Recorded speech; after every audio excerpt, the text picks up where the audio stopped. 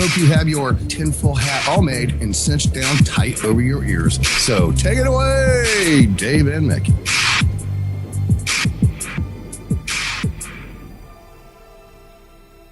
Welcome to Shiny Side Out with Dave and Mickey. Yay, on WZZR, broadcasting from Australia for Revolution Radio on freedomslips.com, where it's more than just radio. So jump into the chat room if you can. This is show 293. 390 and 200. How about that? It does work better when there's a no zero at the end. It's on air, online, and on your smart device, so grab an app to listen anywhere or listen at home on a Grace Tabletop digital radio.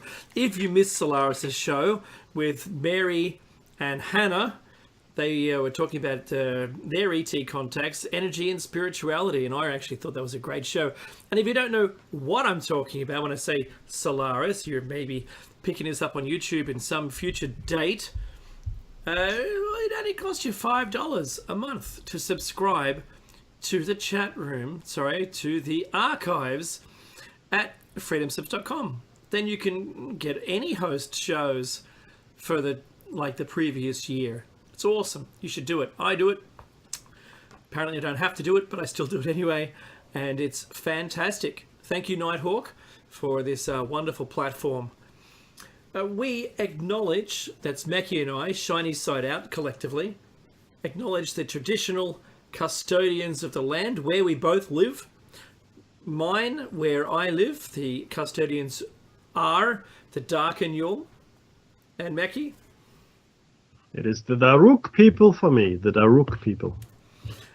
And we pay respects to elders past, present, and future. Mackie, this is another week gone, another week under the belt. Yeah? It's Captain Obvious, everybody. Hey, maybe I should have. Would I have an O on my leotard with a cape? I think so, and a captain's hat. I think that would be captain's hat. Yeah, Captain and Tennille. I've really hit. I've really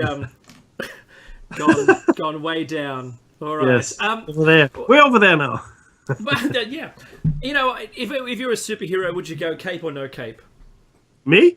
Oh, cape and leotard, man. I'll get a whole hog. And, face mask, definitely. As skin tight as possible. Oh, look, it's Fat Man. Fat Man. Fat Man, big F. A big F on the front of you. I love it. The only reason I say that is because I was watching, with my kids, I was watching a TV show, and they had cape or no cape as the question. Very funny scene it was. And the person who was arguing against the cape cited all of these mishaps that have occurred because of the cape. Tripping over, getting it caught in things. It was hilarious. Really? So right now, I don't know. I'm sort of, I'm on the fence. Would I? Yeah. I think I'd want the cape, but I think I'd have to tuck it in to my undies on the outside. Maybe a jacket. Maybe I could be the first superhero with a jacket. I don't know. Yeah. It's Mr. Jacket. Oh no, it's Mr. Jacket. He'll put a stop to crime spree. Oh, he might be calling by Mr. Hat and Mr. Stick. Yes. There they come together. They make a suit. Mr. Accessories. You can't have enough hats, gloves, and shoes. Now, I joke because the news of the week. By goodness, it's been some extraordinary stuff. I ran into a really funny clip. It's an extraordinarily funny clip that a guy has put together. It's basically, I'll read the title of it. It's Man Sends Audition Tape to Globalists to be Crisis Actor in the Next False Flag. And it's a hilarious satire skit. And I'm just going to post it into the chat room, and we're going to lose our audience because they're going to be watching this clip, but save it for later. He cites a number of examples with all of these lame, crisis actors who are clearly either over emotional, or they're not selling the point, or they're underplaying it, and he really nails it. He nails it every time, and he said, I can be a doctor, I can be a workman, I can be this guy, I can be the father, and he plays all of these different roles to camera, and it's very funny. So I think you should do yourself a favor. If you're anyone but what's his name is stealing my bit, you should watch this clip. It's very funny. And I'll see if I can remember to put it in the comments below in YouTube. Anyway, that's come out and re-emerged only because of the terrible, absolutely atrocious crisis actor, telecasts that have been going on. And when you look back historically, it doesn't get any better. They're all terrible. And I don't mean because it's like a Pop Fox thing, and I don't mean like you just pull someone from the crowd and throw a microphone in front of them. They're not going to do really well with that, right? I'm talking about the trained person, the person who has been coached, like you've got to say this and you've got to say that, and just remember, who you are, and dig deep and pull those emotions out. Because that's what the producer's going to be saying to them right before they go, okay, 5, 4, and then they're on air. Yeah. You had to count down the rest in your head, right? So it loses me, Mecky, when you watch them, when you watch how poorly they do. I don't want to say all the names, right? So the SH event, it might be Hook or something, at a sandy beach, and no beach. And he's laughing and joking with everyone, and then you see him sort of pull his emotions together and get sad. What? Yeah, you were either sad or you're happy. I mean, he had to dig down really deep to find that from the position he was in when he started. So that's this video aside. I'm looking at a bunch of stuff now that's come from the most recent event. And people have gone missing, people are dying, apparent suicides and things like that. From what I've been listening to recently, it was only meant to be like a 22 sized gauged bullet. But there isn't an automatic firing weapon that can fire like that, sound like that, and it was absent. Whatever it was still absent from that room. So, I mean, I'm listening to people now and they're saying we may not even hear anything for like another 10 years. We may never get to the bottom of this. Don't expect to solve it straight away, but don't let anything get by you. Try and capture it all now before it goes offline. And on Ellen DeGeneres, the security guard, he went on Ellen, Mecky, out of all places, he went on Ellen to talk about his thing. He really didn't really mention much. I watched the whole thing. Okay. However, if he was shot at through a closed door, how does he know who the assailant was? Well, that's a good question, isn't it? They're throwing this stuff out there saying, he was shot by the fellow. How? Well, through a door that was closed and he was hiding. So how can he tell who shot him? Did he see the person? Nope. Not at all. So I fail to see how, yes, he was shot. Did they take the slug and match it up to the rifling in the barrel? I don't know. Wow, you just had an alarm go off for your place, Mecky. Very short, sweet alarm, that one. So, it just makes me question it. I was in a shopping centre right before coming on air, and I was talking to a lady there, and she said, aren't you glad that the JFK thing is being reopened? Trump has announced that he's going to reopen and release all the documents.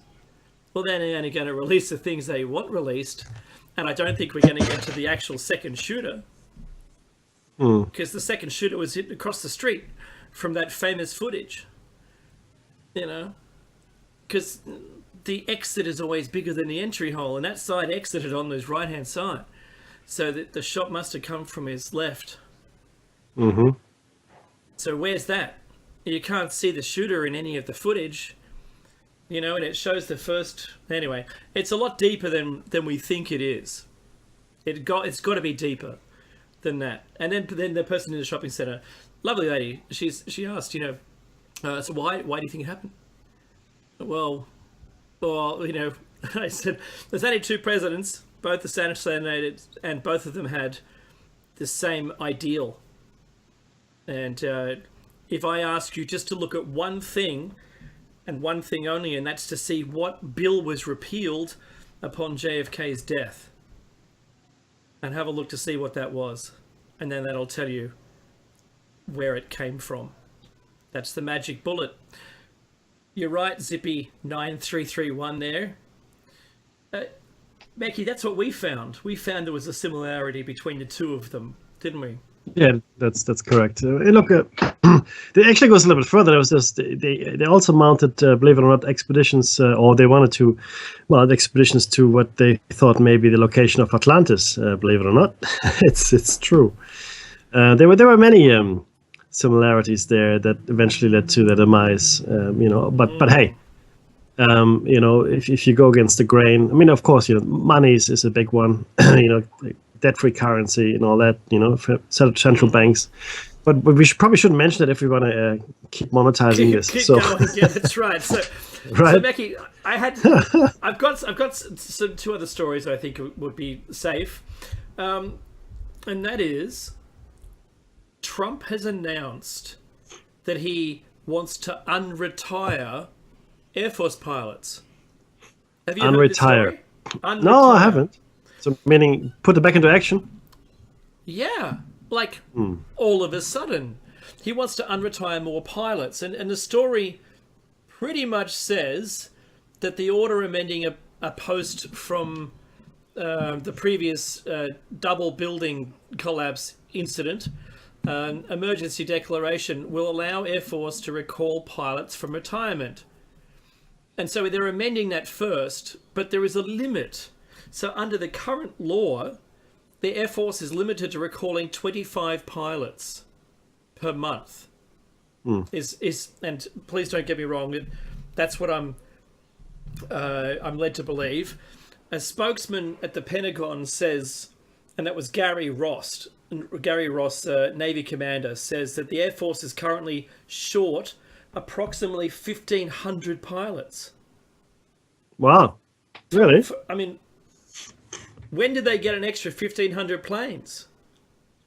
Interesting. I mean, don't they have a pilot for all the planes? Or maybe they don't. Maybe that's where the problem is. But unfortunately here it says Ross, the Secretary of Defense, is expected to allow the Secretary of the Air Force to recall up to 1,000 retired pilots for up to 3 years.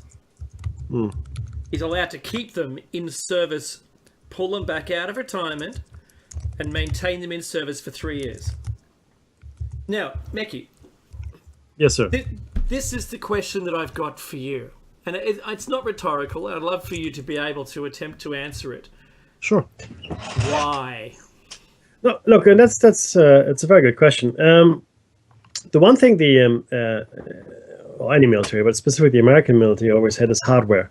So hardware is never the issue. In fact, they're selling it to every man and his dog, especially the older versions of whatever hardware it might be. Now, planes specifically. So planes, you have to realize, it takes years to train a pilot. Okay, it's a very specific training program. It's very hard. You have to be physically fit. You have to have perfect vision. There's a whole bunch of things you have to have. Okay, so it takes a while for them to train. I don't know what the effective retirement age is in the Air Force in the US. I don't know, but I do know that 25 or something. Maybe it is. It could very well be, right? But what essentially happens is most, if not all, of the retired pilots go into the commercial sector. Airline pilots and so forth. Some might for commercial aviation. Yeah, completely. Also private jet pilots. Obviously, yes.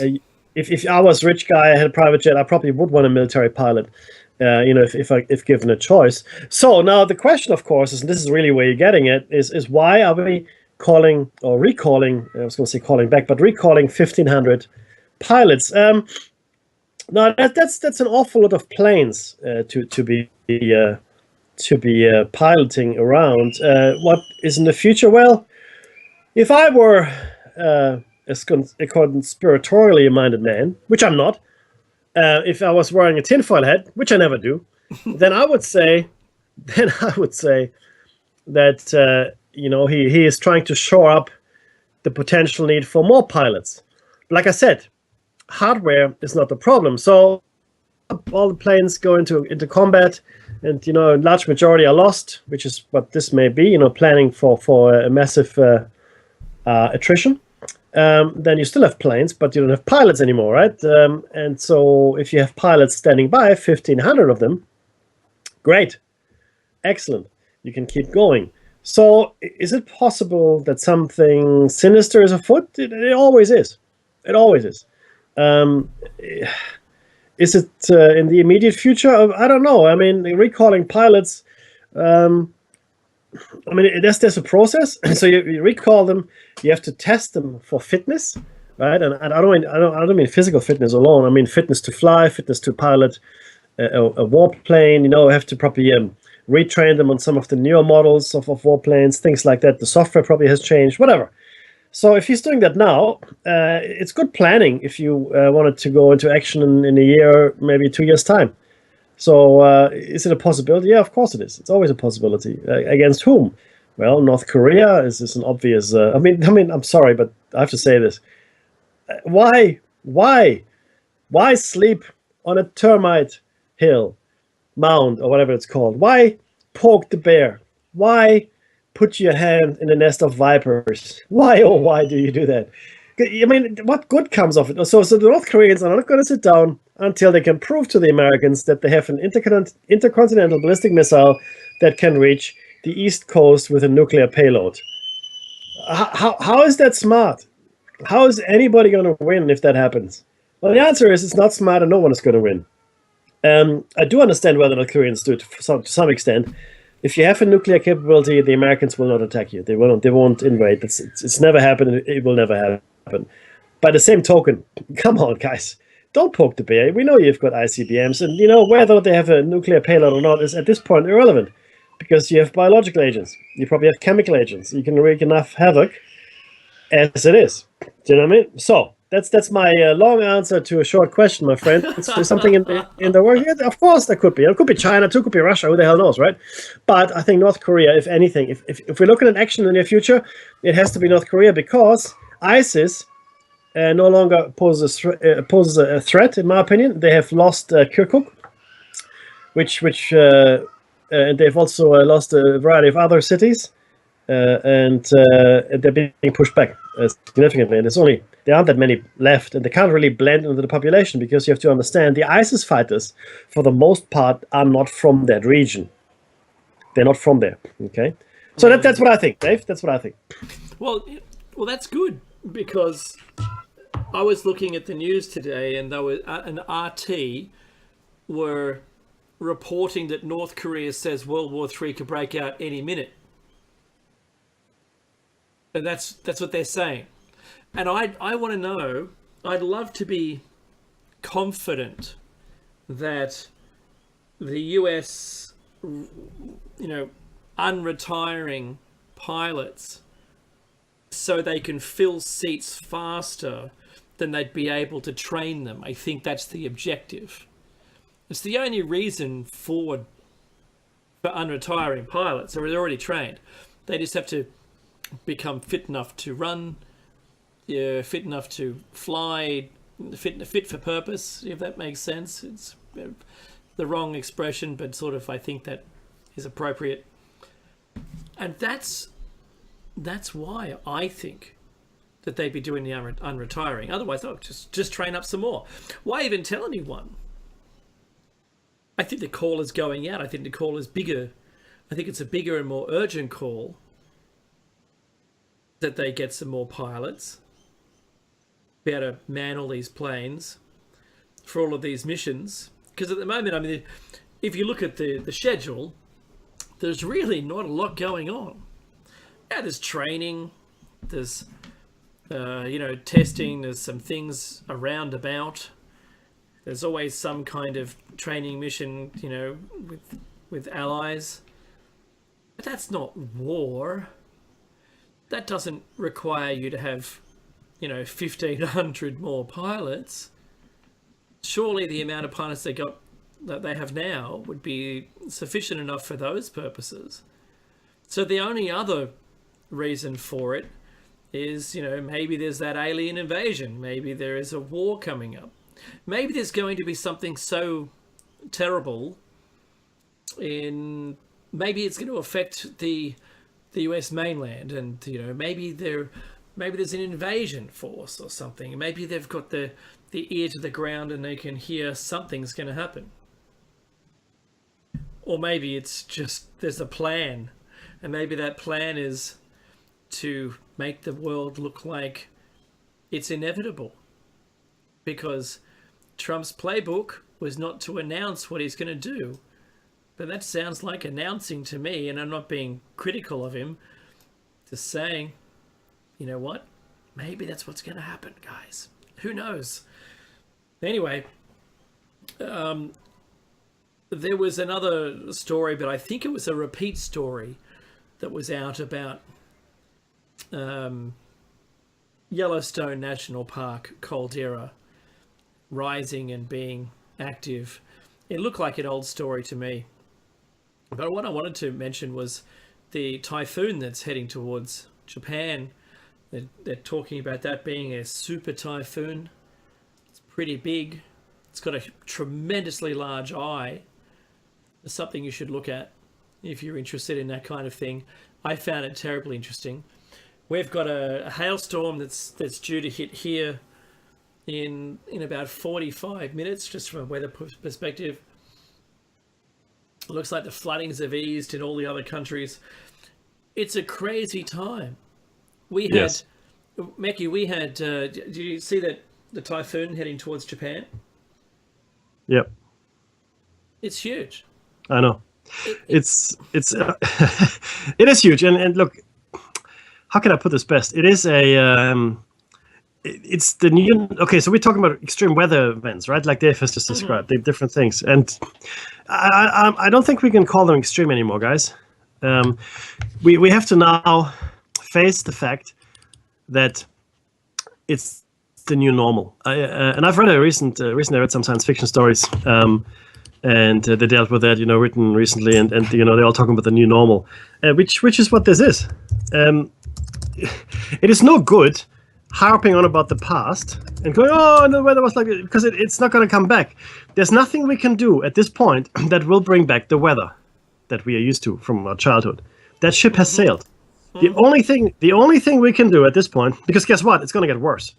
It's going to get a lot worse. The only thing we can do right now is to make sure it doesn't become catastrophic as the new normal. That's the only thing we can do now, because the ship has sailed for good and better and acceptable and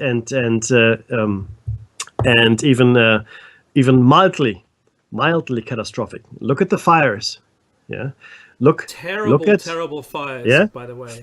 Yeah, fires, floods, the storms which are connected to either, especially the storms.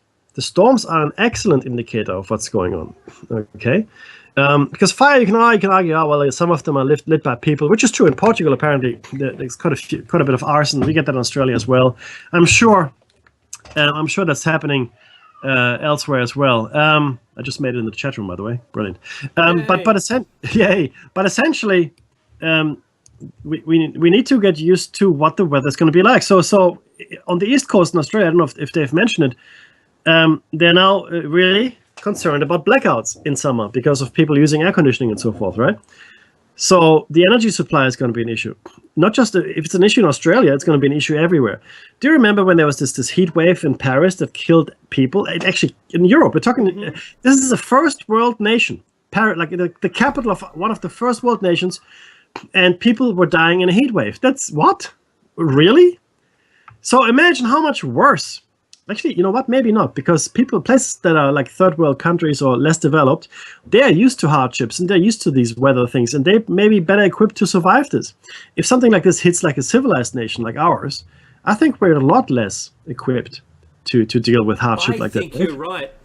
You know, when they said that the temperature can hit 55 degrees, and they added a new color to the color map, because, you know, it hadn't happened before, and every 6 months or so we keep hearing that we've broken new temperature records. Yeah, I know. Even in spring, new temperature records. Mackie, there's some people on the internet at the moment talking about what they think might have been energy weapons. Oh yeah, I saw that. Yeah. Well, you know, you can't ignore them. They're out there. It's what people are thinking. Sure. And you know, I don't always, you know, I'm not always a big supporter of the fine news, like the fine print in the news. However, maybe it is, but it does lend itself towards the style of thinking that I'm in, and that's that there is more energy hitting the Earth's surface. The origin from whence it came for me is the sun. That's where I lie in that. That's my little field of interest there. If you're interested in there being, you know, high energy weapons in space and they can just point it at your town, and I don't disagree with you. I'm not going to disagree, because neither of us have proof that it's occurring. If we had a meter that metered it, awesome, let's do that. Let's find some way of being able to trace it and track it and find out what's going on. But Mackie, you're right. I think that the civilized populations of the world will have a harder time with it, because we're so used to the temperature being modified for our desire, and when we're struck by no electricity, suddenly it's way hotter than we're used to. Because if you're gradually stepped into a hot temperature and back out of it again seasonally, it's okay. You can adapt to it. And you know what, Mackie? People retire to a town, and then they forget what it was like to be cold.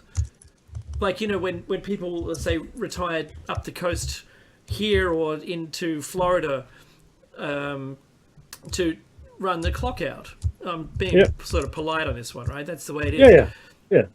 That they came from a harsher climate like New York, where it's freezing and then it's maybe not so hot, but it's warmer all year in Florida, and they just forget. They go, oh, you know, they've done it, and it only has to vary a couple of degrees. Oh, it's freezing. No, it's not freezing. You came from New York. It snows. It doesn't snow in Florida. Yeah, that's right. So you're right. I think we're gonna see a real uptake in the mortality rate if we were to hit, say, 55 degrees. And the electricity gets turned off. Oh my goodness! Forget about it. I mean, there's no way you can hide. No, from that 55. Kind of heat. 55. Okay, let's be clear here. 55 degrees is a bath that would be too hot for you. It's a bath that you would not be able to get into because it's too hot. That's how hot 55-degree water is. I'm talking about centigrade, Celsius, right? Yeah. So we're talking, that's 55. That's 120. Fahrenheit, is that about right? 120? Let me Google that. I'll make sure we're on. It's probably higher than 120. But having said that, now 55 degrees.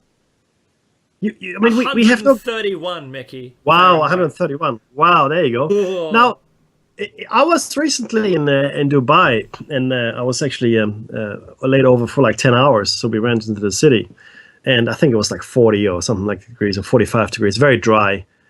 And I'm telling you, I'm used to heat. All right, in Australia we get 40. I had 44 degrees, 45 degrees in my car, sitting in a traffic jam, right? But the heat there was intense. It was so intense and completely dry. And if you add another 5 degrees, another 10 degrees on top of that, I mean, what's the difference? For example, look at, if it's 10 degrees out, you can still walk around. You know, it's not too bad.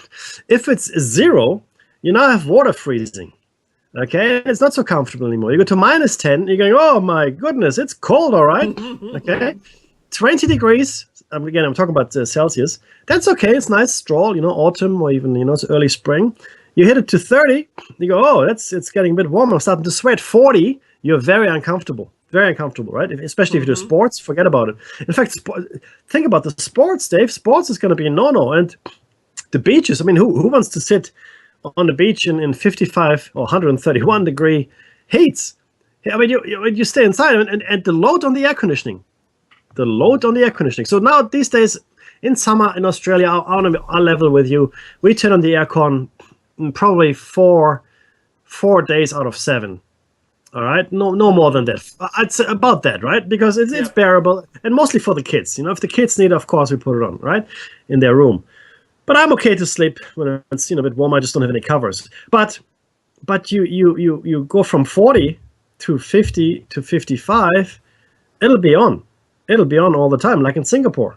In Singapore, it's never off. The air conditioning runs all the time. It's only 30 degrees. That's the average temperature in Singapore. In fact, around the equator, it's similar.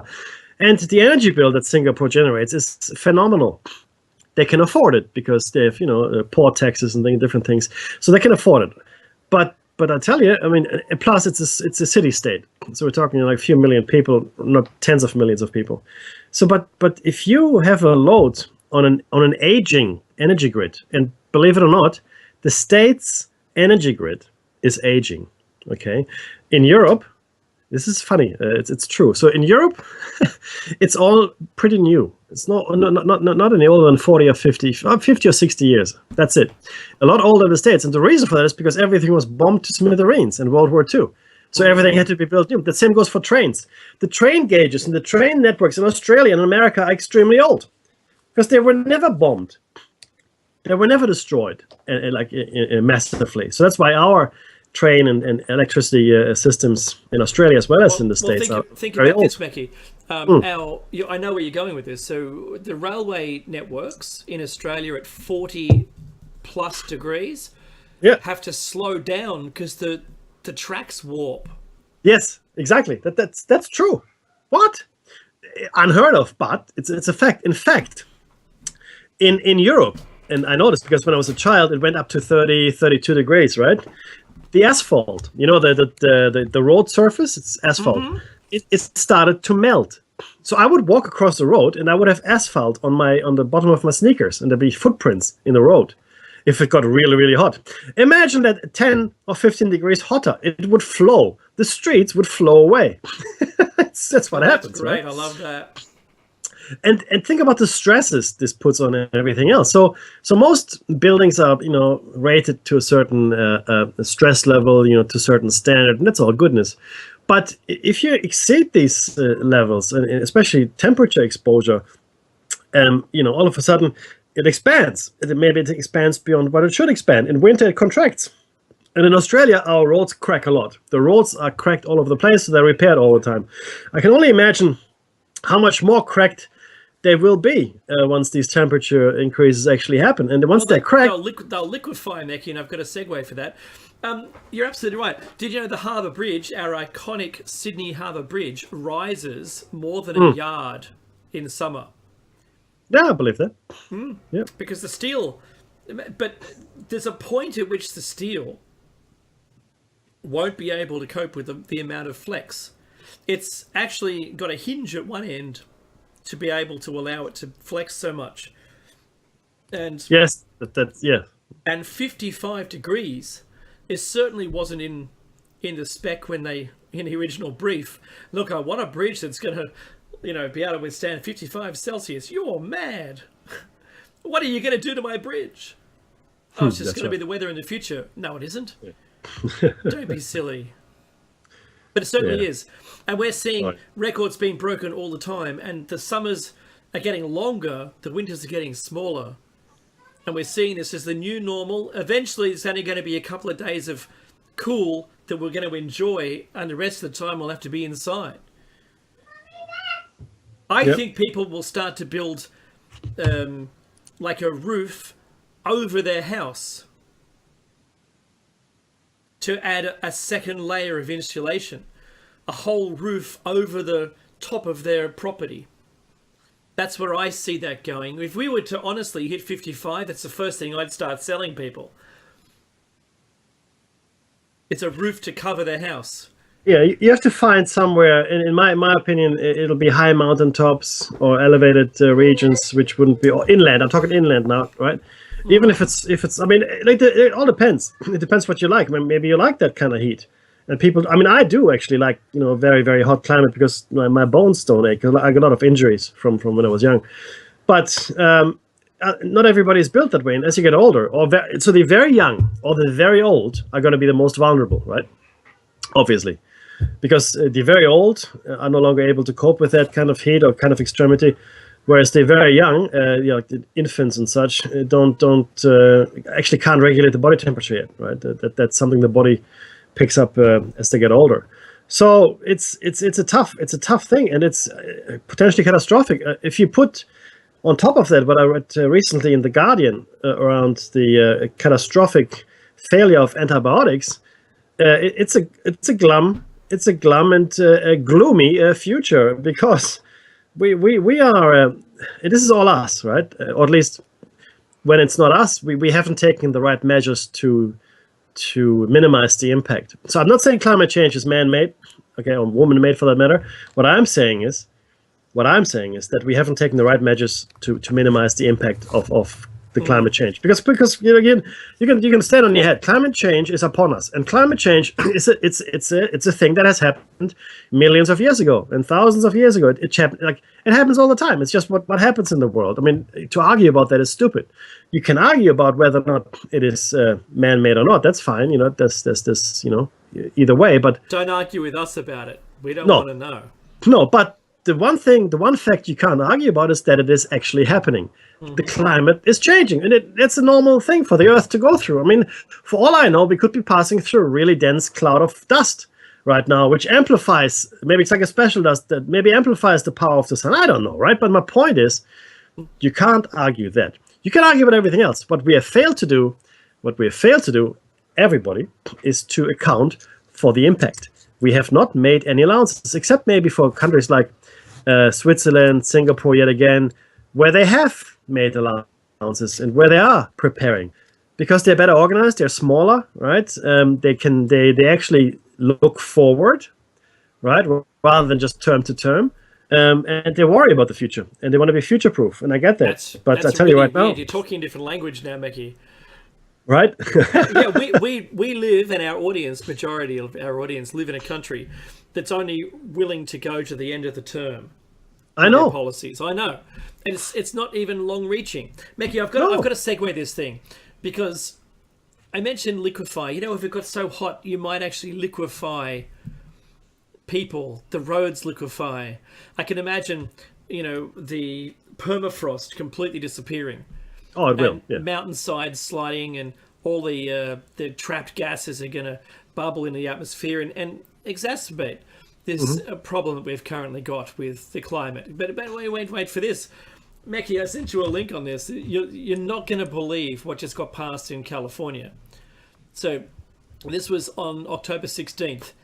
On Sunday, it says California Governor Jerry Brown passed AB 967, an innocuously named bill for a not-so-innocuous law. The bill proposed by Assembly Member Todd Gloria, a San Diego Democrat, will make it legal for Californians to liquefy their corpses after death in a bath of caustic juice. What? Okay. But what? Yeah. Why is that better than just digging a hole and cramming the body in there, covering it over, and having a little tombstone? Soylent Green. Soylent Green was the first thing that came to mind. Well, why waste all those nutrients? Right? Well, if this burgeoning 7.7 billion people on the planet, we're going to have to feed them somehow, right? Why not the dead? Yeah. Well, our livestock, that's what we're feeding our pigs and cows themselves. That's what we do. No, because that's the smart thing to do, right? I mean, come on. We have lost our way in the name of profit. The root of all evil is money. Okay, I don't care who said it first. right? But it's true. Because money, for the first time ever, made it possible for parasites to exist. People that add no value to society whatsoever. Because I have money. I don't have to contribute. Whoop-de-doo. Right? And it has become generational. Meckie's saying this. Meckie, I'm not saying this. Well, I don't care. You're going to have to get your neighbour to start your car in a minute. I don't care. It's the truth. It is the truth. It's the biggest con. Money is the single biggest con that has ever perpetrated on the human race, ever. I absolutely agree with that. All right. So let's be clear on that. And so yes, anything in the name of profit. I mean, hey, it's probably cheaper to liquefy people, Dave, and you don't have to give up any high priced real estate for it either, because you just pour them down the sink, whoop-de-doo, or into a soil and grain factory, whatever the case may be. Seriously, so would you like to be buried, cremated, or liquefied? Oh, liquefied, yes. Please. Liquefaction is where I need to go. But it's just odd, right? In fact, if you wanted to get rid of a body, that's how you do it, right? If you really want to get rid of a body, that's the way to do it. And maybe what they're doing is, maybe they're doing it so the future cannot autopsy us. Can't see just how many poisons we ingested in our lifetime to have a retroactive vengeance brought down upon those who are in fact poisoning us. Who knows? Mackie, you're right. There won't be any exhuming of bodies. No, because there won't be anything to exhume, right? Yes, re-solidify. But if you've looked at a well-known burger chain's burger after 10 or 15 years, which is in pristine condition, think about, if you're ingesting all of these preservatives, maybe our bodies will never break down. Maybe and this is the only option we've got. But they don't burn, Meckie. They don't burn. Then why don't they burn? They don't burn. They don't decay. We'll just liquefy them. Yeah. Yay! And then we shoot them. We shoot them into the sun. That's what we do. And we shoot them into the sun. That's the way. But actually, let's be serious for a second here and ask ourselves why that happened. So we're approaching 8 billion people. Not quite yet, of course, but we're approaching 8 billion. And by the way, it's not a cornerstone. It's not a cornerstone of the hypothesis that we have to have the ascension happening at 7.7. It's a very strong indication in my opinion, but it's not quite necessary for the hypothesis to work. But my point is, so we got 8 billion but then it becomes exponential, right? 10, 12, 14 aren't that far away. So the question at this point though becomes, where do we put our dead? This is a serious question. Where do we put them? Seriously. So in Germany, I'll give you an idea. I think you lease. It's not really you buy a plot, but it's only really for 20 years or 10 years now. And after that, you have to repurchase it, because my grandparents are buried in Germany, or they just reuse it. Okay. In Japan, for example, they have high rises where they bury the ashes of their dead. Other cultures have similar areas where they're in fact housed in houses. So an urn obviously takes like 1% the area of a coffin, if you think about it. Or you could have your ashes scattered or things like that. Liquefaction is not that far-fetched if you think about it from a volume perspective. There will come a time when we will no longer be able to deal with the volume of our dead. It'll be a problem. It'll be, unless somebody comes up with an idea like plumbing, for example. Let's take plumbing. Cities, if the Romans hadn't invented plumbing 2,000 years ago, and in fact, plumbing goes back further, and if you look at the ancient South American civilizations. What have they done for us lately? Well, that's right. No, but if plumbing hadn't come around, then the refuse that cities created would have killed them. It's that simple. Mm-hmm. All the refuse that people, like thousands, tens of thousands, 100,000 people create, including garbage. So garbage and refuse. If that wasn't organized, then the cities would have drowned in their own refuse. It would be horrific. It's the same, I think, with our dead. There will come a time when we simply can no longer deal with the number of people that are dying, because our infrastructure is not there. The population explosion is going on. It'll go on, and unless somebody invents, unless we can't deal with the antibiotic issue, then it'll go on and on and on. If we can't deal with it, it'll just become worse, and people will live longer, significantly longer. More people will be born and make it into adulthood because medicine is better. Again, we have to fix the antibiotics issue, but the population will be massive, and the dead will also be massive. What do we do with them? Liquefy them. All of a sudden, this crazy idea, Dave. Problem gone away. Well, and you know what? And this Soylent Green idea, as horrific as this may sound, not so far-fetched either. I want you to think about this for a second. Let's say we've got a generational starship, right?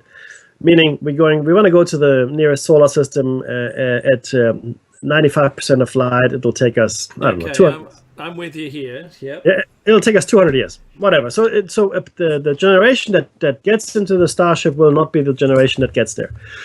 Maybe the fourth or fifth generation. However, this starship, and even if it's massive, and even if the population on it isn't that small, even though it has to be relatively large in order to sustain itself, it has to have resources. So I guarantee you that everything on that starship is going to be recycled. Everything, including the dead. Which will be broken down to the most basic compounds. I guarantee it. I guarantee you there won't be a cemetery on a generational starship. Not going to happen. Okay, so just think about that.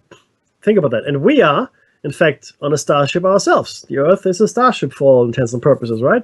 And we are reaching a point, and going well beyond that point, where we no longer have a choice but to recycle because we're running out of resources, right? And if we don't start to recycle ourselves, I know it sounds horrific, but bear with me. If we don't start recycling ourselves, we're going to be in real trouble. And the sooner we make our peace with it, the better. Sorry, Well, I know, crazy, right? Mekki, we're at 7.5 billion now. Yeah. It's going up so quickly, it's not funny. And just today, there's been 118,000 deaths. Yes. Just today. Yep. In 24 hours. This year, there's been 47 million people died. That's the population of Great Britain, I think. It's more than Sydney. It's more than Australia. It's more than Australia, that's right. Yeah. So 113 million people have been born this year. Wow, see? That's wow. Twice, Really? Mekki, that's more than Wow. twice the amount. 3 times almost, actually. That's Well, yeah. incredible. That's incredible. So That's incredible. 66 million people we've increased this year so far. Wow. So look, this is the reason that I think some of this emergency, Mekki, that we're seeing by the world powers, that dream of having 500 million Yes. to look after. Yes. I wonder what age bracket that is. Imagine if it was 0 to 25. Yeah. Or 0 to 30, like Logan's Run, or whatever the age was, where they come off in a little... Yeah, it was 30. Yeah. Yeah, 30 or something, right? The little thing on your palm flashed, and it was time to jump into the soup, right? Yeah. And be ground up as food. So if you've Yes. had a large breeding population, you could actually breed yourself your own diet. Of course you can. And keep everyone below 500 million. I think this is totally what they're trying to do. Look, You don't want that 500 million to be made up of elderly, do you? exactly. In fact, the powers that be, and again, this is the hypothesis speaking here. I do firmly believe that we have with us people that were around since the time of the Babylonians and well beyond that as well. Into prehistory, into Paleolithic times, we have people with us today, or if you want to call them people, if you can still call them people, that are still the same. They're still around, and they're the ones that are driving certain agendas, and they're bloodlines as well. People that are in power, people that are born into power, and they simply look at the world differently. It is not willful malice. Okay, it is just that they think. Let me put it this way: if you're a cow, okay, and you're living your life, eating the grass, and you're all with the other cows, you're hanging out with Bob cow and George cow and Mary cow, and there you are, and then the farmer comes and takes a few of you away, and you find out that they're being slaughtered and eaten by the farmer. You'd be horrified, wouldn't you? Oh my God, the farmer never thinks that Bob and Joe cow could have a social life or enjoy life or whatever, right? So he goes and eats them. Now, the elite, there's no better word for this group of people, and I know it's overused and has all these connotations, but the elite really sums it up nicely. Thinks about the rest of humanity in very much the same way. I'm not saying everybody in the elite, But I'm thinking that if you're born into power and your family has been in power for a very long time, or in fact you're one of those people I talked about that have lived for a very, very long time, you just view humanity very differently. You have to. Because you have to set yourself aside. Otherwise, how do you justify what you have? And this is a real problem. I've seen it actually happen to people. So let's say you're regular Joe and you get promoted and, to a certain level of money, and all of a sudden you're making a lot of money. Maybe you're making $1 million. Maybe you're making $2 million. But compared to Joe Block, that used to be a colleague 2 or 3 years ago, are you actually 10 times more valuable or 20 times more valuable than that guy? Are you? Well, the answer is probably not. But somehow you have to justify yourself, to yourself why you're making all that money. So clearly, after a while, either you're wrecked with guilt and you go to the psychiatrist a lot, or you say to yourself, you know what? I am better than everybody else. I am worth that money. And in fact, I should have more. In fact, these guys are all here just to make me richer. And that's just a normal dude that has been promoted up to the top, for example, right? If you overlay that with a generational concept, people doing this for generations, families that doing that for generations, it becomes a very different thing. You no longer think about any of that. You no longer justify it. You're born into it. You're expecting to be better. You're expecting to have more. You're expecting people to serve you. It's an expectation. You don't have to justify it because that's all you know. That's what you're born into. And it's very easy then to make decisions that send other people in harm's way. Of course it is. Because, well, that's what you do. It's your thing. So you have to understand that's what we're dealing with, right? And all these things, like Dave said, 500 million. If I was a cattle farmer and there's the music, I think I have 1,000 head. I can't afford 2,000, so I have to cull 1,000. That's not even a debate. It just happens. And please come back after the break. Donate if you can. This is Listener Funded Radio. After all, we are talking about language and telepathy after.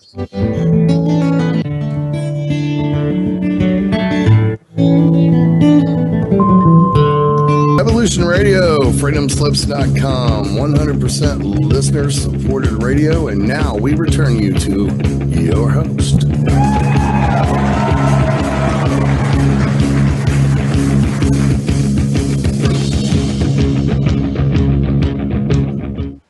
Hello and welcome back to Dave and Mackie's Shiny Side Out, show number 293, 390, on Revolution Radio. Of course, Listener Funded Radio. Guys, if you have the cash, please donate. It goes entirely to supporting the station. If you like the content, if you like the host, if you like what we talk about, and not just Dave and I, but everybody, then do donate if you can. Alrighty, now, Dave, I talked right into the music at the end.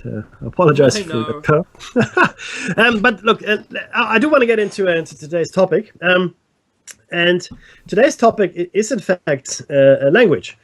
The origin of language, as it were, and also a theory that we developed around language. And we'll talk about that in a second. We shared with you last time some of the myths that are around the world, and let's quickly recap what they said. So everybody spoke the same language, or communicated in the same language. That's what they said, a common tongue, including animals. Some legends tell us. Then something happened, and it was either a tower that was built, or people trying to reach heaven, and the tower was destroyed. As a consequence, the people's languages were confused. And in fact, they were confused because in a couple of legends it said, oh, look at those guys. They can do anything now. They can accomplish anything they want. That's no good.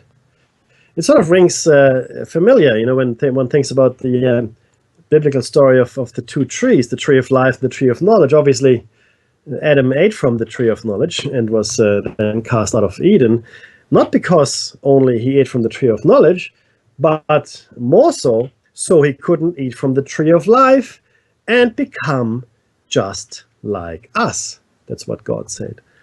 If he eats from the tree of life, he'll just become like us. So something happened that confused the languages, and it was clearly a deliberate act, in order to stifle our progress, in order to make sure that we no longer have a common goal, in order to make sure that we can no longer work together to achieve, well, whatever it is that we wanted to achieve. Dave also picked up a very nice one. There was another legend that spoke about the languages became confused after people ate 2 eggs of hummingbirds. And Dave quite rightly observed hummingbird eggs are very, very, very small. Could they not have been referring to pills? Now, people uneducated in medicine and so forth would, look at, 2 round things of, small things, and look for the closest analogy. The closest analogy, of course, would be hummingbird eggs, if that's, where you're from. So that's where we're at.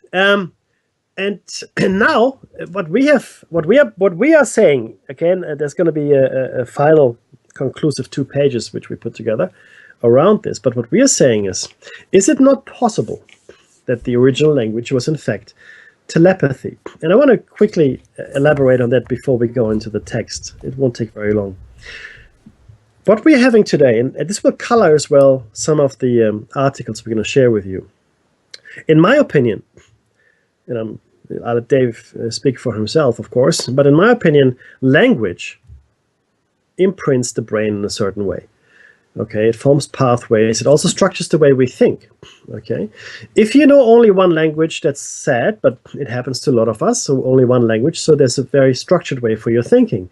The more languages you speak, the more different your thinking becomes. In fact, some people will say that there have been tests done to that effect, that an increase in language capacity, also having the ability to speak more than one language, also increases your relative intelligence. And that might be so, because I can tell you for a fact I speak a couple, and I know that certain words and certain concepts don't exist in the languages that I know. So there's certain concepts in German, for example, that don't exist in English, and vice versa. And similarly with Turkish, of which I'm not a fluent speaker, but I have some skill. And now I'm learning a Chinese dialect, for the virtue of my wife being Chinese. So I can see how the language shapes. That particular, at least, dialect shapes the mind of the speaker. So the more language you have, the better it is, the more you can think. But think about this. Let's say there is no language that you learn as a child. So you're not giving this structure, this box, and these rules to think in. But you think in concepts. You think in totality, in a Ganzfeld, as it's called, like a total field. So when you communicate with someone telepathically, you don't think at them in words. You think at them in feelings, in experiences, maybe even in abstract concepts, sure enough, but you're not speaking a language in your mind. It's a pure form of communication. And to add on that, that kind of communication should be shareable with animals. Yeah, I know, this is the deep end now, guys. But, well, what's the experience of water? It's wet, it's cool, it splashes on you, whatever, right? It's refreshing if you drink it. The very same concept of water, or the very same experience of water, would be shared by most animals. So you can think at an animal about water, and the animal would know what you're talking about, and vice versa. So if you cut yourself loose for a second from the need of language construct, from the need for words and grammar, and any form of linguistics, right? All of a sudden, your communication becomes pure. You're communicating in direct experiences, yeah? And that, for the most part, would be very similar. Or if they're different, they're not so different that you can't learn to understand them, and in fact, learn from them, right? So that's what I'm saying here, because I believe that once you learn a language, your brain is matrixed.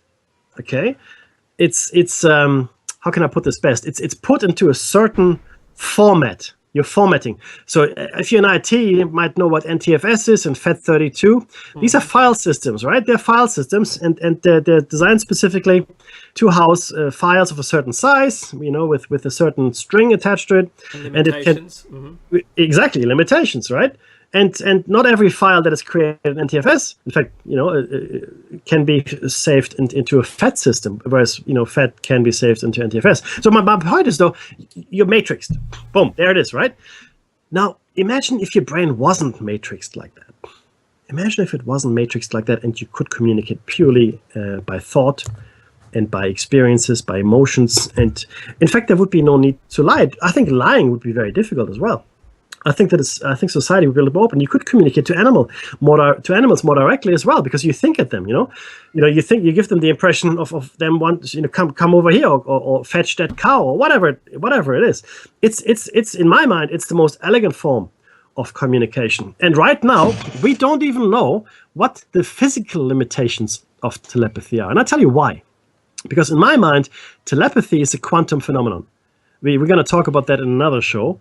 But there's such a thing as quantum telepathy, right? And because experiments have already established, and I think we shared this with you guys. If we haven't, we will, that our brain, in fact, does work on a quantum level, up to 11 dimensions, it seems. That's not what I made up. It's what was apparently experimentally verified.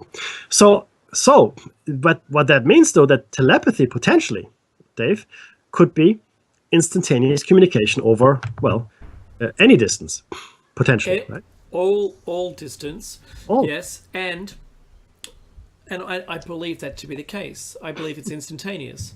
I don't believe there's any lag. Yeah, exactly. Lag, if you're old like me and you called someone overseas, there was a 2 or 3 second delay.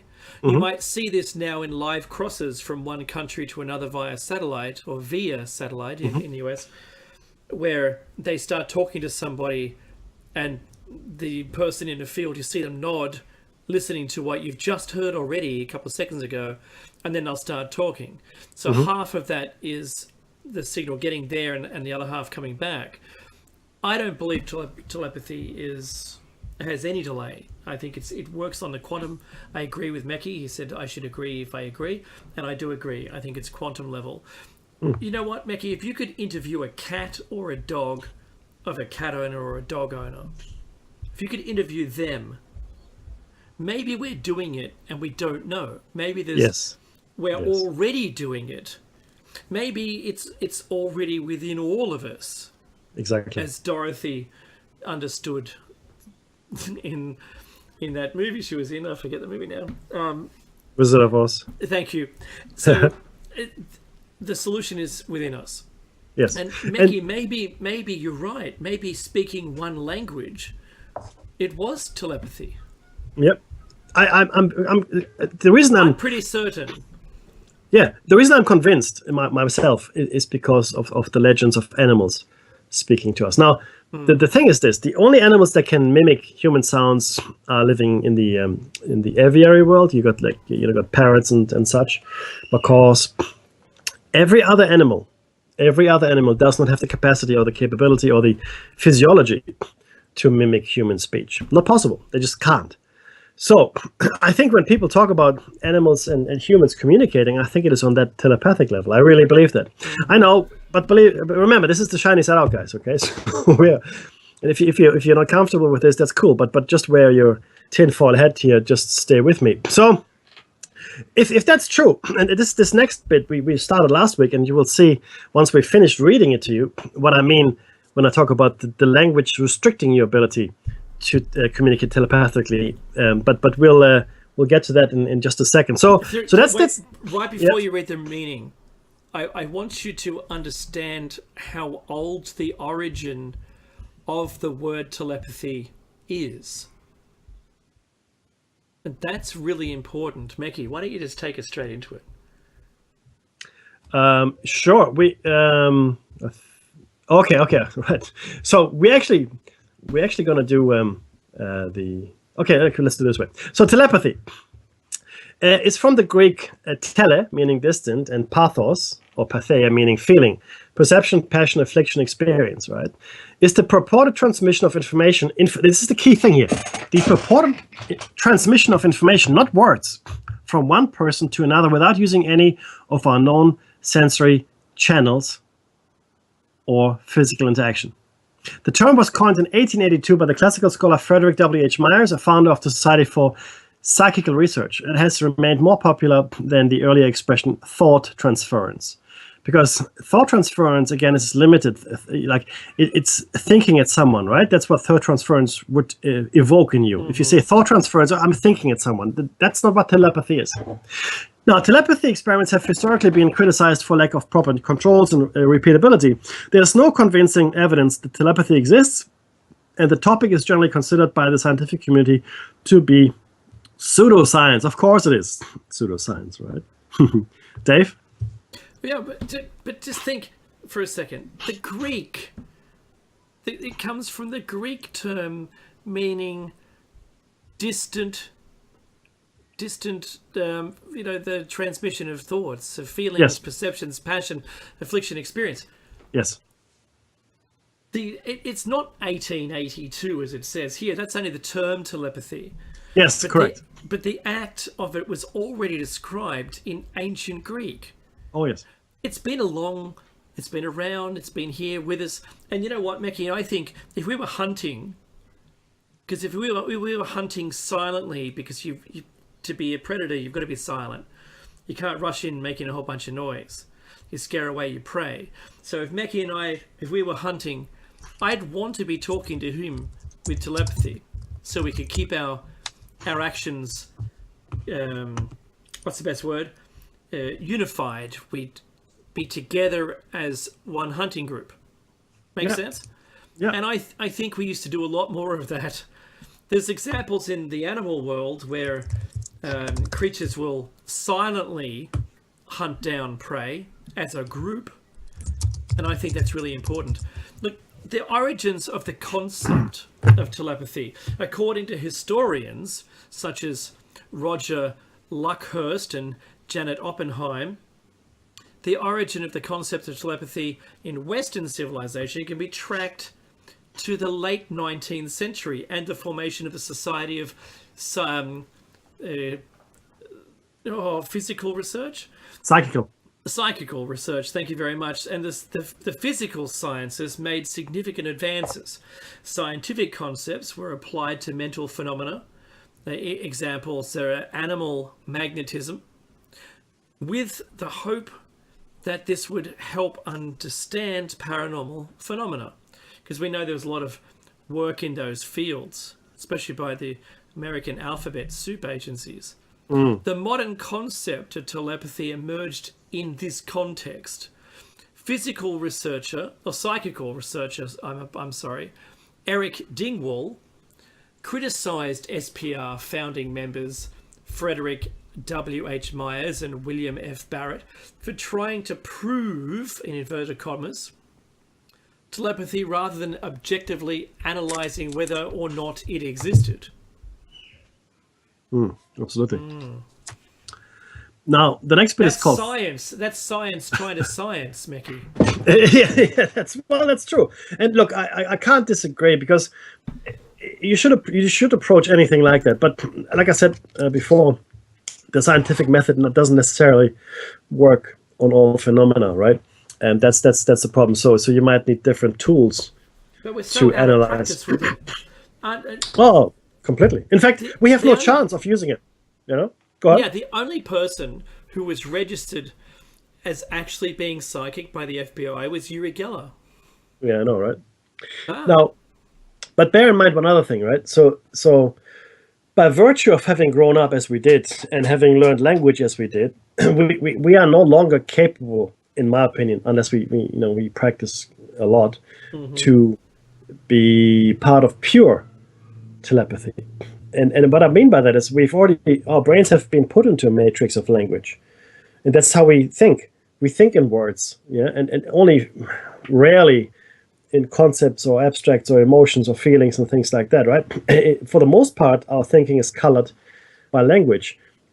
And if you're a true telepath who does not use verbal communication, any form of language, we would be very different. I mean, if we came across a true telepath, we would have some touch points, but it would be very difficult for us to communicate fluently.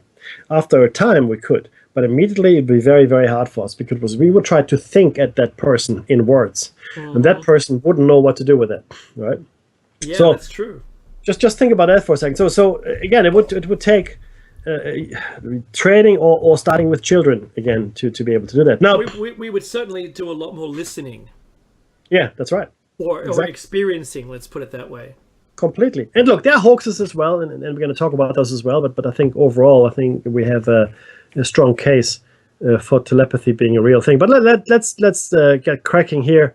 The next component part here is called thought reading. In the late 19th century, the magician Washington Irving Bishop would perform thought reading demonstrations. Bishop claimed no supernatural powers and ascribed his powers to muscular sensitivity, reading thoughts from unconscious bodily cues. Now that's very much it's very close to things you might have seen in the movies, where people are able to read the body language and facial tics so well that they know what the other person is in fact thinking. If you've seen Now You See Me, the movie, then you will have seen that this is in fact what Woody Harrelson performs. His brand of magic, he's extremely good at reading body language. Bishop was investigated by a group of scientists, including the editor of the British Medical Journal and the psychologist Francis Galton. Bishop performed several feats successfully, such as correctly identifying a selected spot on a table and locating a hidden object. During the experiment, Bishop required physical contact with the subject who knew the correct answer.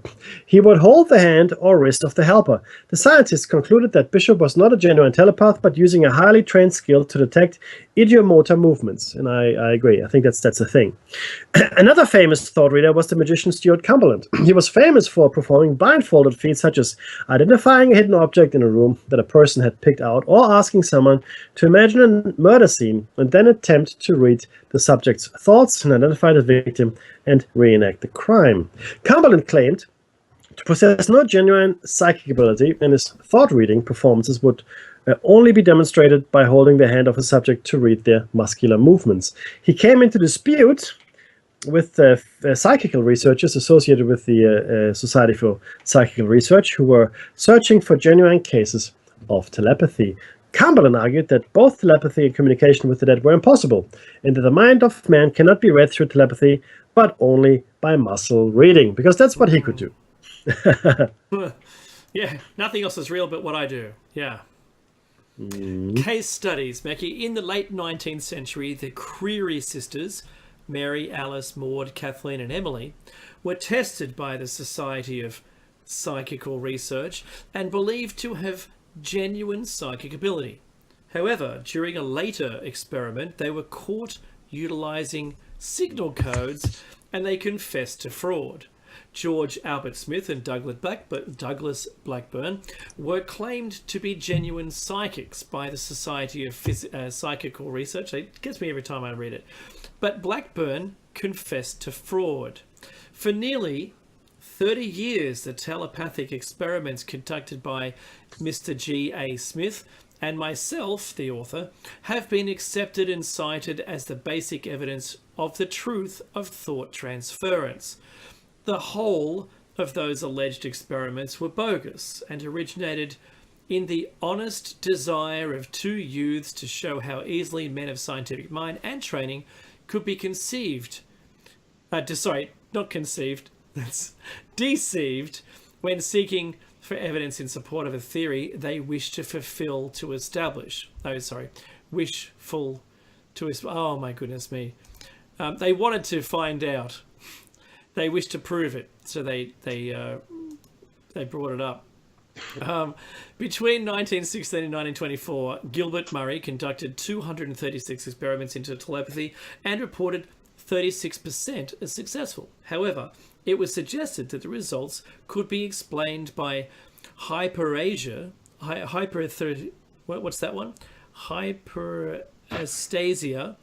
as he could hear what was being said by the sender. Psychologist Leonard T. Trollin had carried out experiments in telepathy at Harvard University, which were reported in 1917. The subjects produced below chance expectations. So not even chance, Mackie, chance. I know. Arthur Conan Doyle, yes, of Sherlock Holmes fame, and W.T. Stead were duped into believing Julius and Agnes Zenzik had genuine psychic powers. Both Doyle and Stead wrote the Zenziks performed telepathy. In 1924, Julius and Agnes Enzig confessed that their mind-reading act was a trick and published the secret code and all the details of the trick method they had used under the title of Our Secrets in a London newspaper. In 1924, Robert H. Gould of Northwestern University with Gardner Murphy conducted the first American radio test for telepathy. The results were entirely negative. One of their experiments involved the attempted thought transmission of a chosen number. Out of 2010 replies, none were correct. In February 1927, with the cooperation of the British Broadcasting Corporation, yes, that's the BBC, V.J. Woolley, who was at the time the research officer for the SPR, arranged a telepathy experiment in which radio listeners were asked to take part. The experiment involved agents thinking about 5 selected objects in an office at Tavistock Square, while listeners on the radio were asked to identify the objects from the BBC studio at Savoy Hill. 24,659 answers were received. The results revealed no evidence for telepathy. A famous experiment in telepathy was recorded by the American author Upton Sinclair in his book Mental Radio, which documents Sinclair's test of psychic abilities of Mary Craig Sinclair, his second wife. She attempted to duplicate 290 pictures which were drawn by her husband. Sinclair claimed Mary successfully duplicated 65 of them, with 155 partial successes and 70 failures. However, these experiments were not conducted in a controlled scientific laboratory environment. Science writer Martin Gardner suggested that the possibility of sensory leakage during the experiment had not been ruled out, and that's what he means by that. In the first place, an intuitive wife who knows her husband intimately may be able to guess with a fair degree of accuracy what he's likely to draw, particularly if the picture is related to some freshly recalled event the two experienced in common. At first, simple pictures like chairs and tables would likely predominate, but if these are exhausted, the field of choice narrows and pictures are more likely to be suggested by recent experiences. It is also possible that Sinclair may have given conversational hints during some of the tests, which, in his strong will to believe, he would promptly have forgotten about. Also, one must not rule out the possibility that in many tests made across the width of a room, Mrs. Sinclair may have seen the wiggling of the top of a pencil or arm movements, which would convey to her unconscious a rough notion of the drawing. I wasn't there. I didn't know what kind of conditions the experiments were performed under. So I have to stay silent and say, well, Mr. Gardner might have a point. Dave. I agree that he might have a point, but still, I think any evidence is good evidence. It's still evidence. Mm-hmm. Whether or not notionally it may have been unintentional fraud. The Turner-Ownby long-distance telepathy experiment was discovered to contain flaws. Not another one. May Frances Turner positioned herself in the Duke Parapsychology Laboratory whilst Sarah Ownby claimed to receive transmissions 250 miles away. For the experiment, Turner would think of a symbol and write it down whilst Ownby would write her guesses. The scores were highly successful and both records were supposed to be sent to J.B. Rhine. However, Ownby sent them to Turner. Critics pointed out that this invalidated the results, as she could have simply written her own record to agree with the other. When the experiment was repeated and the records were sent to Rhine, the scores dropped to average. Another example of the experiment carried out by the author Harold Sherman with the explorer Hubert Wilkins, who carried out their own experiment in telepathy for 5.5 months starting October 1937. This took place when Sherman was in New York and Wilkins was in the Arctic. The experiment consisted of Sherman and Wilkins at the end of each day to relax and visualize a mental image or thought impression of the events or thoughts they had experienced in the day, and then to record those images or thoughts on paper in a diary. The results at the end, when comparing Sherman and Wilkins' diaries, were claimed to be more than 60%. That's awesome. Mm-hmm. The full results of the experiments were published in 1942 in a book by Sherman and Wilkins titled Thoughts Through Space. In the book, Both Sherman and Wilkins had written they had believed they had demonstrated that it was possible to send and receive thought impressions from one mind to another. Mackie? I know. And this, just to be clear, 60% is a statistically significant result because it is better than chance, which would be 50. In fact, in this case, it's even better than that because they're not looking at an agreed upon set of things. Do you know what I mean? So Wilkins would just think something, and then Sherman would hopefully pick that up. But it could be anything. Do you know what I mean? So even if you only picked up a small percentage of that, because it's not a set of things, it's completely random. Anyway, the magician, John Booth, wrote the experiment was not an example of telepathy as a high percentage of misses had occurred. Well, I disagree, but sorry, I have to make an editorial remark here.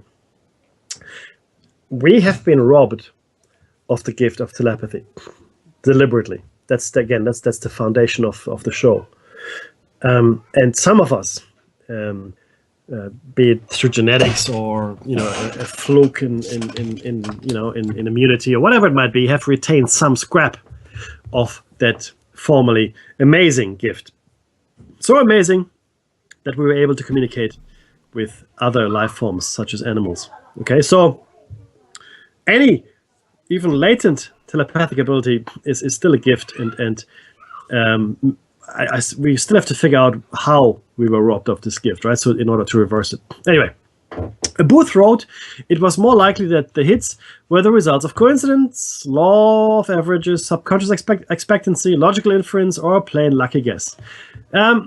Yes, you can say all these things, but because they didn't have an agreed upon set of things to think about, whatever Wilkins thought about would have been completely random. A review of the book in the American Journal of Orthopsychiatry cast doubt on the experiment, noting the study was published 5 years after it was conducted. Arouses suspicion on the validity of the conclusions. Okay. I don't know why that would, but let's say it does. In 1948, on the BBC radio, Maurice Vogel made the claim that he could demonstrate telepathy. This intrigued the journalist Arthur Halliwell, who wanted to discover his methods. He found that Vogel's mind-reading acts were all based on trickery. He ran information about members of his audience before the show started. Halliwell exposed Vogel's methods in a newspaper article. Although Vogel managed to fool some people into believing he could perform genuine telepathy, the majority of his audience knew that he was a showman. In a series of experiments, Samuel Soule and his assistant K.M. Goldney examined 160 subjects over 128,000 trials and obtained no evidence for the existence of telepathy. Soule tested Basil Shackleton and Gloria Stewart between 1941 and 43 in over 500 sittings and over 20,000 guesses.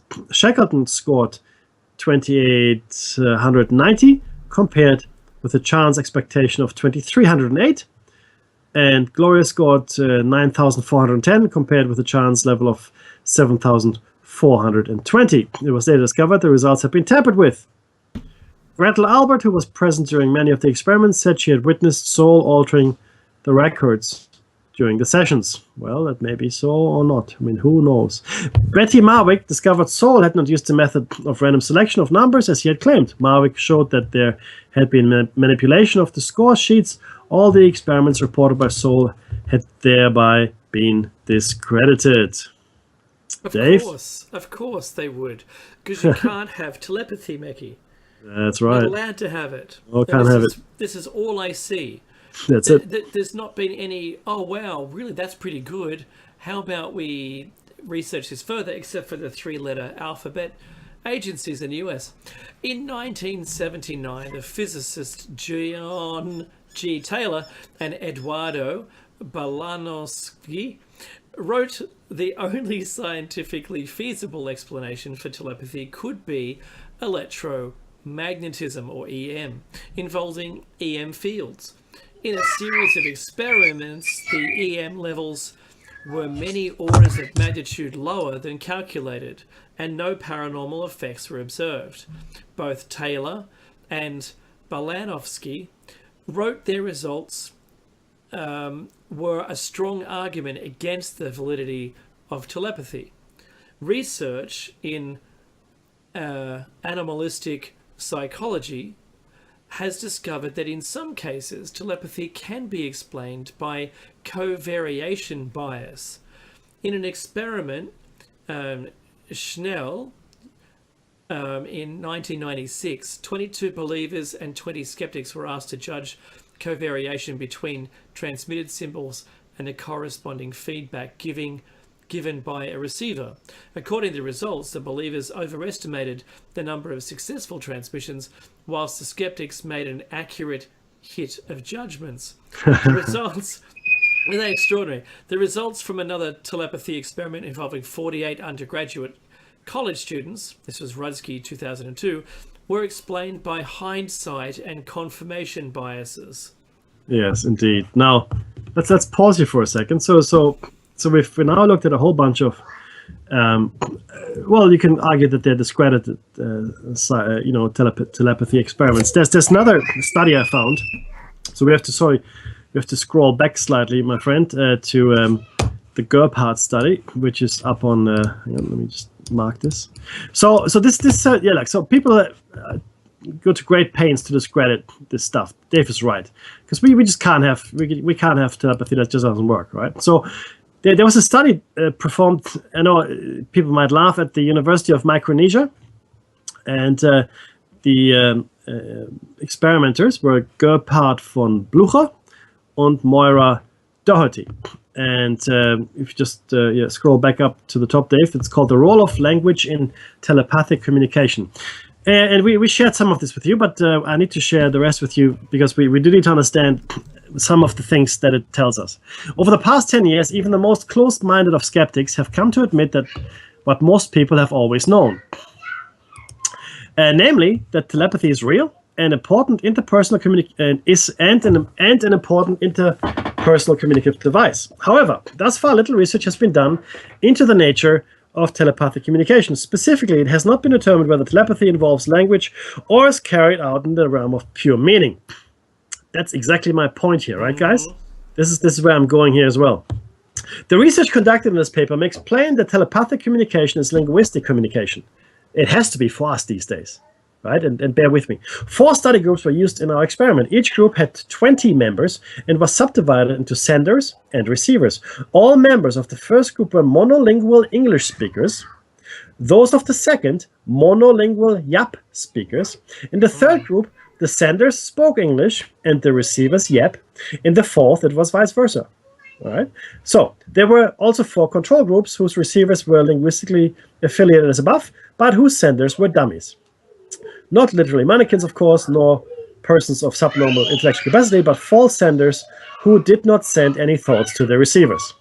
Okay, so nothing was sent. Now, just as by way of explanation, a Yap or Wa'ap is traditionally, or the Yapese traditionally refers to an island located in the Caroline Islands of the Western Pacific Ocean, and it's a part of the Federated States of Micronesia.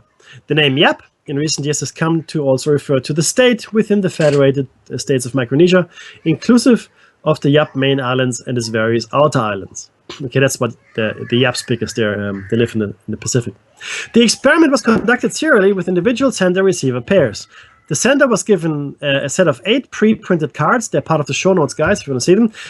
You can see them in figure 1 there. And told to concentrate on transmitting what was on one of the cards to the receiver in an adjacent room. To facilitate communication, the sender and receiver were always introduced prior to the transmission phase. So they met each other. Each sender could pick any of the 8 cards and was made to repeat the process 20 times. The receiver would concentrate and try to pick up the message, then indicate what he was receiving by pointing out to an identical card in his possession. So they both had the identical cards in their possession, Dave. Mm-hmm. The results by group were as shown below, as the table makes clear the percentage of correct identifications between speakers in different languages is, in statistical terms, not significantly different from the registered by control groups. Just stating that the 8 cards have like 3 S's on one, there's like a squiggle multiple squiggle on another one. There's a duck floating on water, a triangle. It looks like the Ireland and Great Britain, a snowman, a cross with some arrow tips on the ends, which are look like randomly drawn, and the number 57. So none of them could be misconstrued as another one. They're not similar like a 5, an S, or a squiggle, if that makes sense. The results from the control, from English to English, Yap to Yap, English to Yap, and Yap to English, respectively, are 12 in the control, 12.5% all the way across the board. Which is what you expect in a set of 8 cards as a completely random result. That's exactly what you expect. Absolutely. But the experimental group, who contained people actually sending information to the recipient, English to English, 62.3% success rate.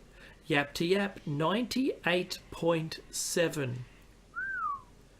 English to Yap, 12.5%. Yap to English, 12.5%. Yes. Now, just on that, and in fact, we don't have to read the rest of the text here. But what is clear is that excuse me, the control is what you would expect, and English and Yap and English is exactly the same as the control, which is therefore completely random. It's a completely random result, which means you have to be part of the same language group in order to meaningfully send and receive. And just let's wind back to what I said earlier. So while these are pictures, yes, like 3 S's, like Dave said, the British Isles is another one, the snowman is another one. What I think happens when an English or Yap speaking person transmits, they don't just transmit the picture. I think they transmit the linguistic code that goes with it, like snowman. Mm-hmm. So I look at the snowman, but like untrained, I would just think snowman. I would think snowman at my counterpart. Now that's completely useless information if you don't speak English and you don't know what snowman means. Like you might get, you might get the message, but so what? It's just gobbledygook as far as you're concerned. If you're a Yap speaker. If I lived in Micronesia, I'd have never seen snow. Well, there's another one. Exactly. That's another point, right? Exactly right. Now, if you reverse that, and I speak the same language between senders and receivers, I can send the word and it would get there, right? And I could send the image, but the image is being reinforced by the word. So if I was a Yap speaker and I look at the snowman, for example, I would send things like, 3 circles, looks like a person with a hat type thing. That's what I would send out, because maybe this concept of snowman, like Dave said, is not familiar to me, right? Similar with the other things. So what that goes to prove in my mind is the fact that in fact we are metricized. We are put into a box as we learn a language, and it becomes very difficult to communicate with one another telepathically because we have been boxed into that language. Now, rewind 15, 20, 25,000 years, or whenever it happened. That was exactly the intention of the people that made that happen. Exactly the intention. Let me elaborate. So we have now created languages, and people are no longer using telepathy by whatever means. Maybe they took a pill and it was like a chemical thing that happened in the brain. Who knows? And they also don't think the same anymore, because the language colors the way you think. It just happens that way. Language determines the way you think. It's one of the most powerful cultural and identifying concepts that we have. Language. It's by far the most unifying thing there is. You speak the same language as someone else, happy days, right? If you don't, very difficult to come to common footing. And what we're seeing here in this experiment is exactly that. The confusion of our thought processes, yeah, and the confusion initially, and then the stratification and boxing in of our thought processes into a given language construct. Okay, that's what we're seeing here. We're seeing that language absolutely colors the way we would telepathically communicate, right? And that's really, really important to learn. I think it's fair to say that telepathy is a real enough thing. And we're going to talk about twin telepathy and other things as well in a moment. And it seems to be more prevalent, more common in what we like to term primitive peoples. And there's another article on that later as well. Whereas, in the more civilized peoples like ourselves, it is less common because I think there's more noise with us and more interference, and maybe we still have more residual effects from the initial thing that erupted from us. Who knows?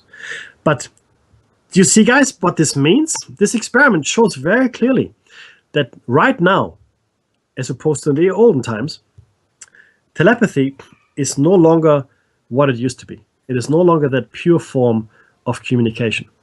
And I'm not sure how we're going to reverse it, train the kids, sure enough, whatever. I mean, in the chat room, there was a suggestion, start with the children. I completely agree, right? That's what you have to do. Dave, isn't that fascinating? It sure is.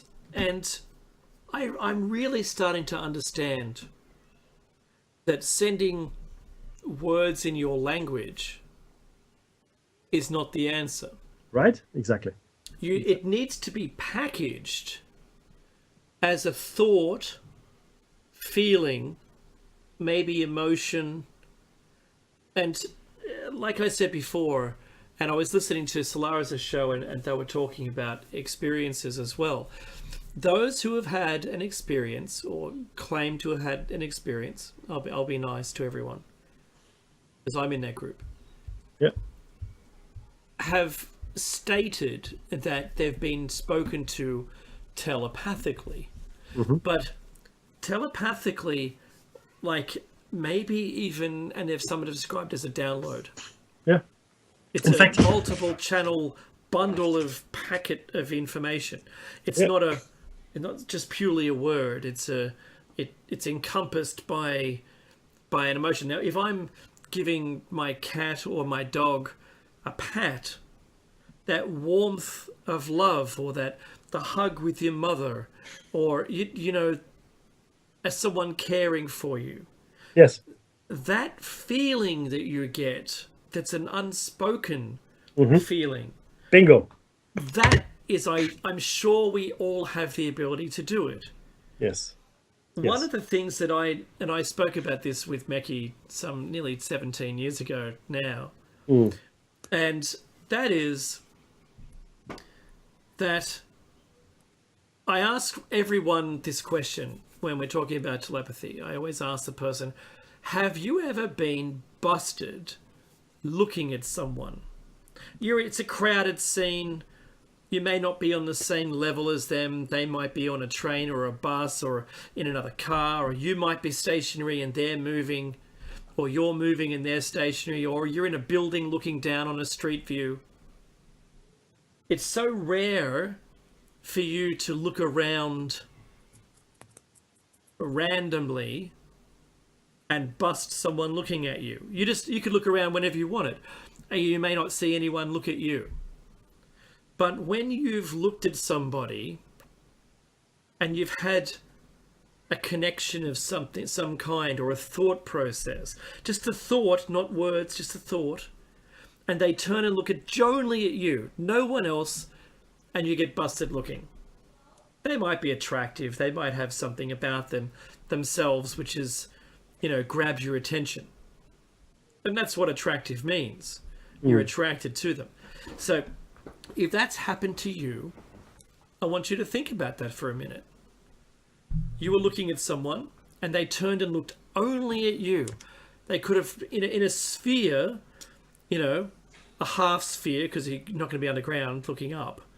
But if you were, looking down from a building, it's so unlikely that that person's going to look up only at your window. If you're in a car moving by, there's a chance they could look at you. Chance. But if there's other things going on, their brain would be suitably distracted. Now, I think the way that someone, and I'm trying to explain how you get busted. Yep. That you've sent them a message that they've been able to triangulate you from the perspective that you've looked at them as or with. So I think in hunting, Meki and I would suitably be able to utilize that positively for the hunt. Yeah. But in an environment where you would prefer to stay maybe slightly anonymous and you've become discovered, that's a problem. But I think what that did was be an example of your telepathy, unintentional or intentional. And that's what it did. And I think we've got that power. I think we've all got the power to do it. I don't think that, like deja vu, Mackie, I don't think anyone wants us to be able to utilize it. We're certainly not taught any of this. And the instruction manual for humanity was tossed away. Maybe that was in the Tower of Babel, Mackie.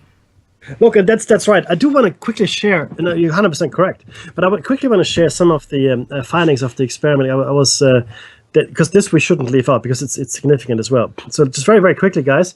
One unexpected but intriguing result of the experiment was the remarkable proficiency of Yap speakers at sending thoughts to Yap speakers. Right, the English-to-English results of 63% or 62.3 corresponds well within the 55 to 75% range normally found in such experiments. But the Yap score of 98.7% was unheard of. To verify the percentage, the experimenters repeated the Yap test with 5 different groups of Yap speakers. None of them scored below 97%, and 3 scored even higher. The scores might have been higher still if it were not for the confusion caused by the unfamiliarity of the snowman, Dave, a card which accounted for over 50% of the Yap receiver error. The subsequent inquiries among the Yap did not turn up any evidence of universal mental training which could account for these results. According to one informant, all Yap people read other Yaps' minds well from the time they learn to speak. Another possible explanation: if telepathic communication takes place at a deeper rather than surface level, then it may be that Yap's surface structure is closer to that of UG than English. Now, what is UG? UG is Universal Grammar and Linguistics. It's the theory of the genetic component of the language faculty, usually credited to Noam Chomsky. The basic postulate of UG is that a certain set of structural rules are innate to humans, independent of sensory experiences. Dave, wow. How about that? I know. Right? That is extraordinary. Isn't it though? I mean, I mean, we don't have a lot of time left, but 1 second, guys. So that's something else. It's quite possible that our language has developed, and it's not what we think innately. Correct. Yes. There's a couple of languages on the planet, Mickey, whose grammar is back to front from English, and I think that the object should always be at the end. I think the premise should always be at the end of the sentence. Correct. Whereas it's different in other languages. In German, for example, right? That's exactly right. That's right. And I think that's natural for us to describe everything around something and then deliver it at the end. Yes. I can't, for the life of me, my grammar corrector is always at me about passive sentence, and I can't do anything about it. I have to rework it, and in fact I've got to restructure my sentence entirely. Although it seems right, and if you were to read it, maybe it's a little conversational. But I've known people who are Russian who have a really hard time trying to move all the sentence around because it just doesn't seem natural. That's exactly right. So that's what I mean by having your mind boxed into a certain construct of language.